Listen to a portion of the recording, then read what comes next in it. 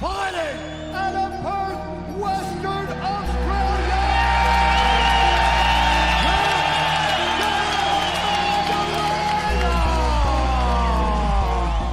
Jack Della Maddalena has taken the MMA world by storm since debuting in the UFC just over 2 years ago.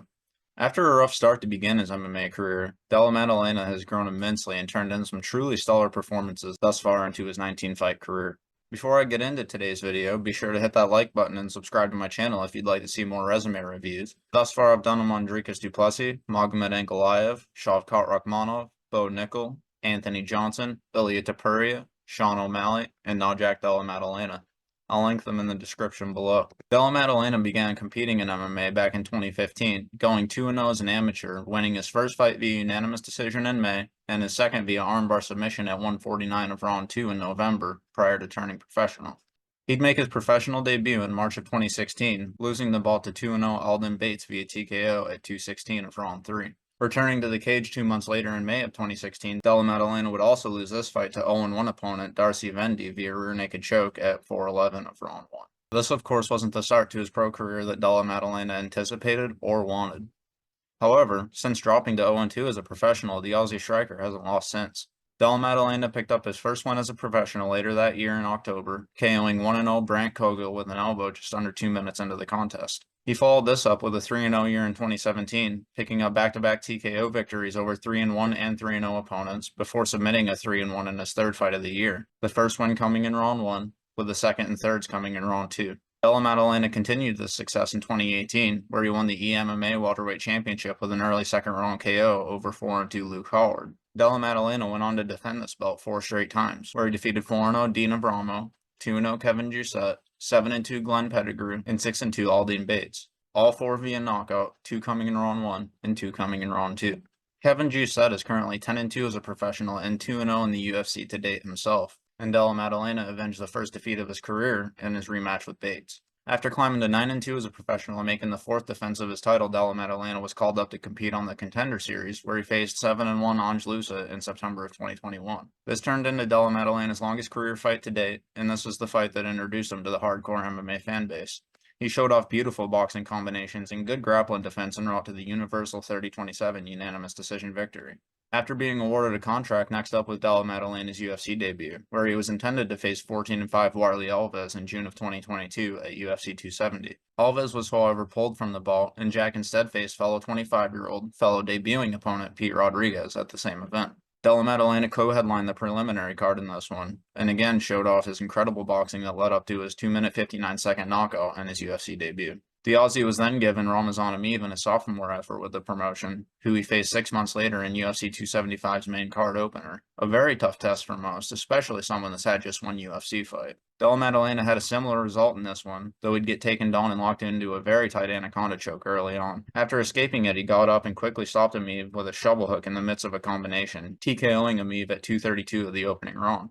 Next, Della Maddalena was given another talented veteran in Danny Roberts, a fellow dangerous striker and former professional boxer, in November of 2022 at UFC Vegas 65. Della Maddalena swarmed Roberts along the fence with nasty combinations in the first minute of the fight, dropping him with a right hand 75 seconds in. He continued pressing Roberts with his boxing-heavy attack and ultimately stopped him as well, this time at 3:24 of round 1.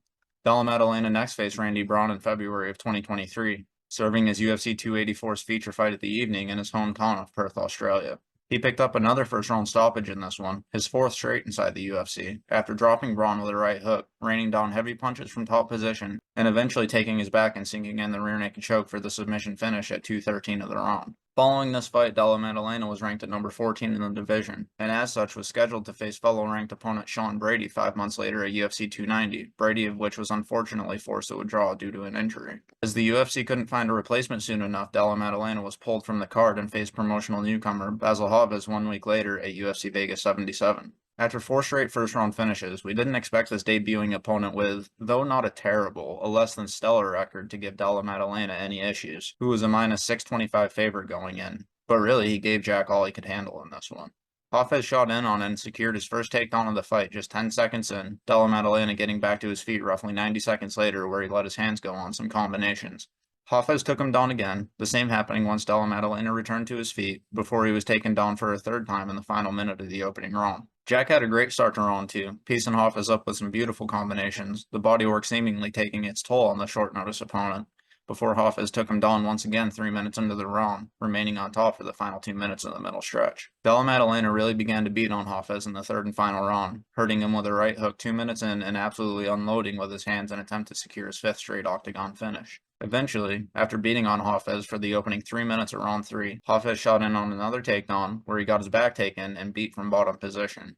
Hafez reversed the position before being reversed himself and ending the third on bottom. By the time the 3 rounds were completed, Della Maddalena was ultimately awarded the split decision victory in what turned into the most grueling fight of his promotional tenure. Keeping the number 14 ranking next to his name, Della Maddalena then faced number 13 ranked Kevin Holland 2 months later in September of 2023 at Noche UFC. This was a very closely contested fight as well, much like his previous, though it wasn't at all the same fight. It was a somewhat lackluster affair, which we really didn't expect. It's weird. The live striking total showed Della Maddalena up 104-96 in the final minute of the fight. The fight metric had Holland outstriking him 127-105 after the fact, and Holland certainly didn't land 31 strikes in the final 60 seconds. Nonetheless, Della Maddalena was awarded another split decision victory, 2 of the 3 judges giving him 2 of the 3 rounds, and he'd won his 6th straight UFC fight. This brings us up to his most recent appearance, where Della Maddalena, now ranked at number 11, faced number 4 ranked former title challenger Gilbert Burns last weekend at UFC 299, where the two served as the second main card attraction.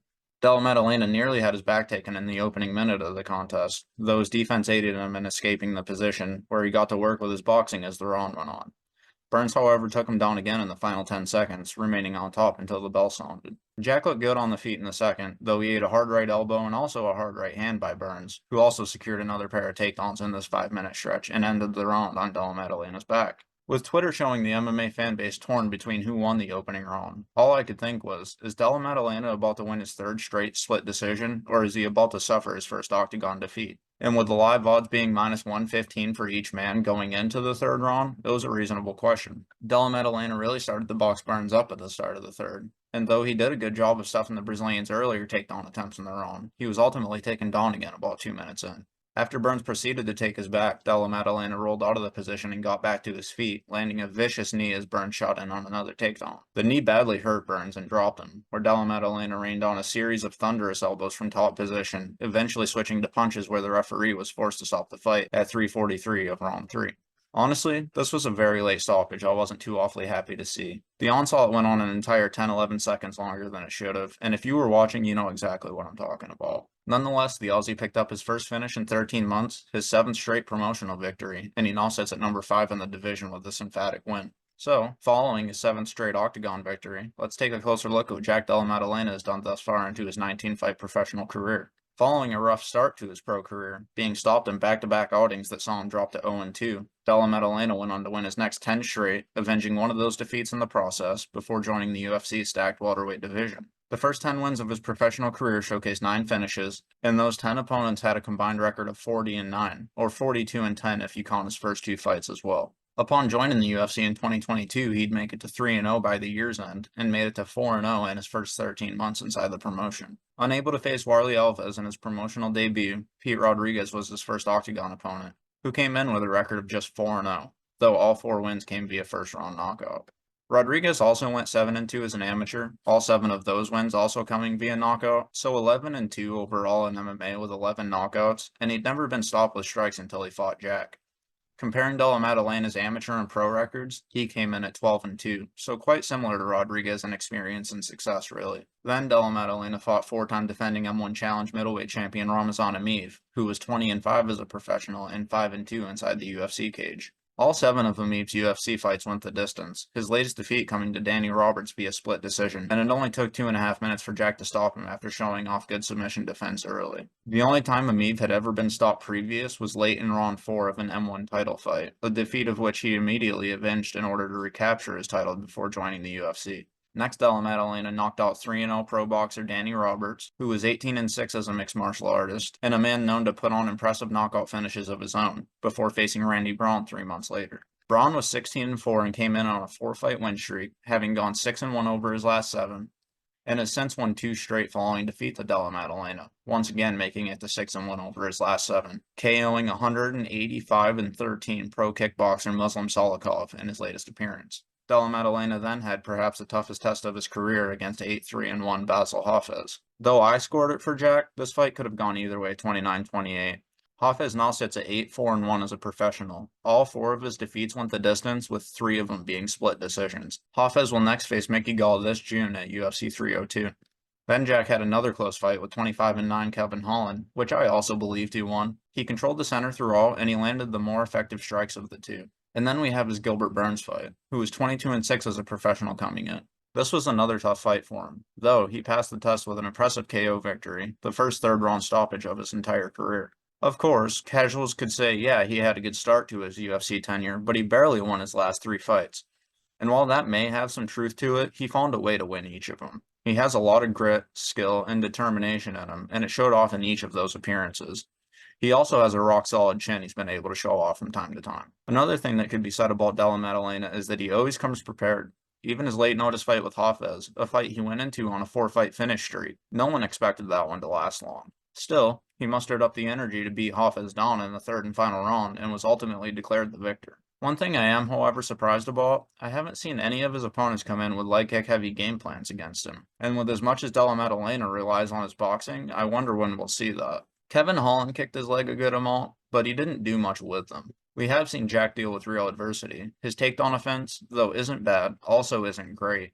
He's shown the ability to get his back taken, and he's also been locked in tight arm triangle chokes by Ange Loosa and Bassil Hafez, not to mention the anaconda choke from Ramazan Emeev. Luckily for him, he has good submission defense as a Brazilian Jiu-Jitsu brown belt and escaped all 3 of those attempts. Even when he had his back taken against third-degree black belt and 3-time Brazilian Jiu-Jitsu world champion Gilbert Burns, he found a way out. Burns is probably the best grappler the welterweight division has ever seen, short of Georges St. Pierre or Damian Maia, and maybe BJ Penn. Jack Della Maddalena is also just 27 years of age with seemingly at least 3 to 5 more years to continue improving until he hits his athletic peak. He's been one of my favorite fighters to watch since he debuted in the promotion. His hands are just so educated, and I absolutely love seeing elite boxers fight in MMA. I don't think there's a single talent inside the promotion currently that is better at boxing than Della Maddalena. The way he mixes it up from the body to the head to the body, it's just remarkable, and he's so accurate with his shot selection. With his win over Burns, Della Maddalena is now 17-2 as a professional, riding a 17-fight win streak, and he called out number 3 ranked Shavkat Rakhmonov following his victory at UFC 299. I, for one, would absolutely love to see this fight take place. Number 3 versus number 5, 18-0 versus 17-2, or 29-2 versus 19-2 if you're counting amateur and pro fights. 18 finishes versus 14 finishes. Former M1 Challenge welterweight champion versus former EMMA welterweight champion, and 6-0 in the UFC versus 7-0 in the UFC. Who do you think would win this one? I, for one, think Rakhmonov probably submits him, but Jack would have time to rebound, being as young as he is, and I would still love to see it. Or, who else would you like to see Jack Della Maddalena fight next? If you made it this far, I'd like to thank you for watching my video, and also comment down below who you'd like to see me next do a resume review on. Don't forget to like and subscribe, maybe even tap the notification bell, and hopefully I'll see you on the next one.